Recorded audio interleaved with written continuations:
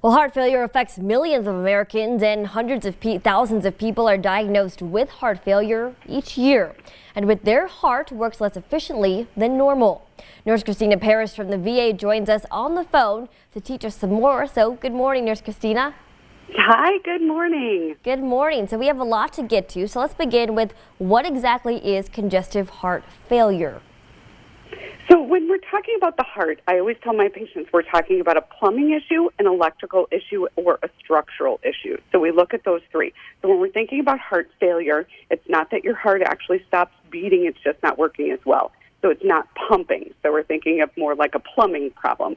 And fluid can back up in the body, and then when fluid backs up in the body, then the organs aren't getting the blood that they need. Gotcha. It sounds like a pretty serious thing. So what are some of the symptoms for this?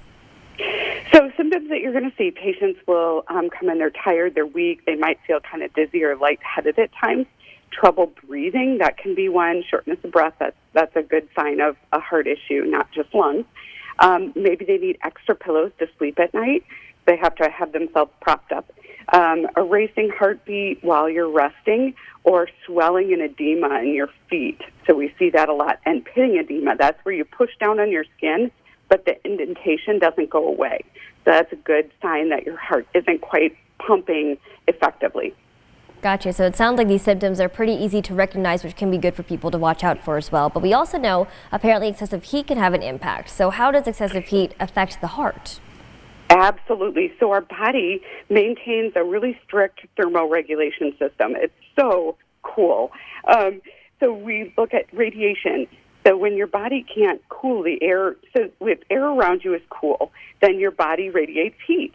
So when the air around you is hot, it can't quite maintain that temperature.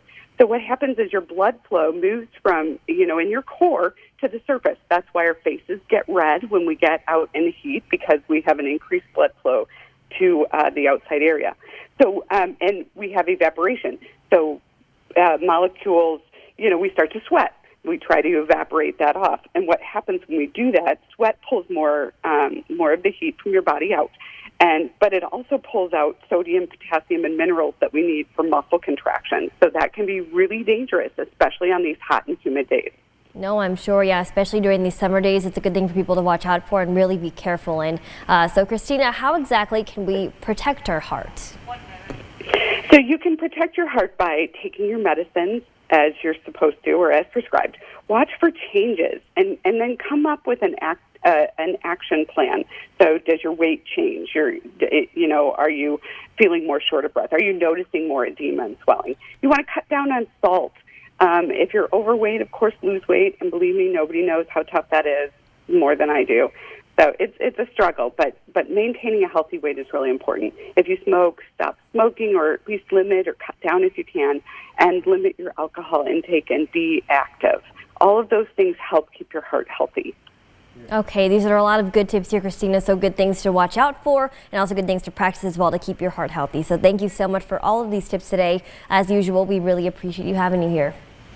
Absolutely. Stay cool and drink and hydrate.